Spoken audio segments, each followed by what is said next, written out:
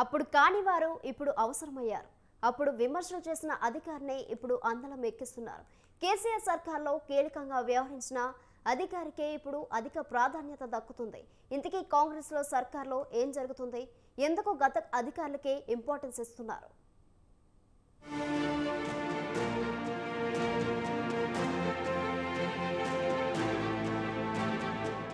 అధికారంలోకి రాకముందు PCC chief గా రేవంత్ రెడ్డి పలువురు ఉన్నతాధికారులను టార్గెట్ చేశారు.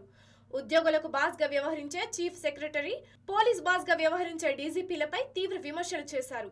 కేసీఆర్ హయాంలో సీఎం చీఫ్ సెక్రటరీగా వ్యవహరించిన శాంతి కుమారి, అప్పటి డీజీపీ మహేందర్ రెడ్డిపై తరచూ విమర్శలు చేసేవారు. శాంతి కుమారి దగ్గరి బంధువు అయిన గోల్డ్ స్టోన్ ప్రసాద్ పై గతంలో భూ ఆక్రమణ ఆరోపణలు ఉన్నాయి.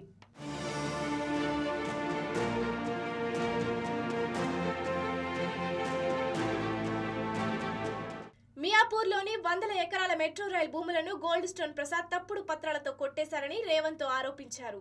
గోల్డ్ స్టోన్ ప్రసాద్ అక్రమాలకు శాంతి కుమారి సహకరించిందని, ఆమెపై చర్యలు తీసుకోవాలని రేవంత్ పెద్ద ఉద్యమమే చేశారు.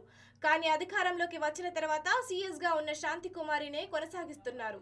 రేవంత్ రెడ్డి గతంలో చేసిన ఆరోపణల నేపథ్యంలో శాంతి కుమారిని తప్పిస్తారని అంతా భావించారు. కానీ అందరి అంచనాలు తలకిందులు చేస్తూ శాంతి కుమారినే సీఎస్ గా కొనసాగిస్తున్నారు రేవంత్.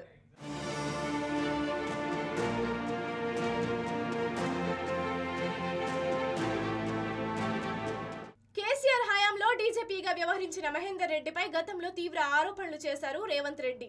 నిబంధనలకు విరుద్ధంగా మహేందర్ రెడ్డి వ్యవహరిస్తున్నారని, కేసీఆర్ కు అనుకూలంగా మొత్తం పోలీస్ వ్యవస్థను మహేందర్ రెడ్డి మార్చేశాడని మండిపడేవారు.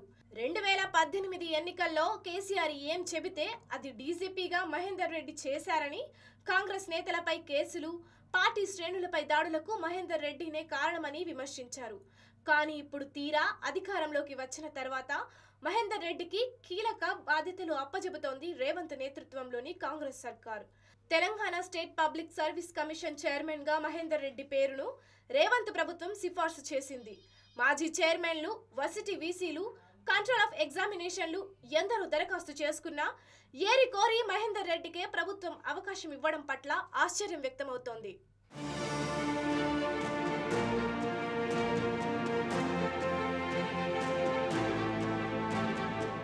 వీరిద్దరే కాదు, పలువురు అధికారుల విషయంలోనూ ఇలాగే జరుగుతోంది.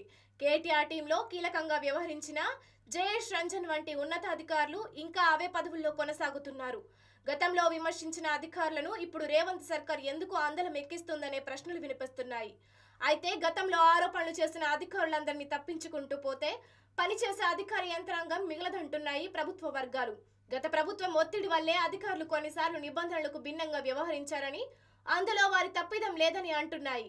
అందుకే సమర్థులైన ఆయా అధికారుల సేవలను తమ ప్రభుత్వం వినియోగించుకుంటుందని సమర్థించుకునే ప్రయత్నం చేస్తున్నారు.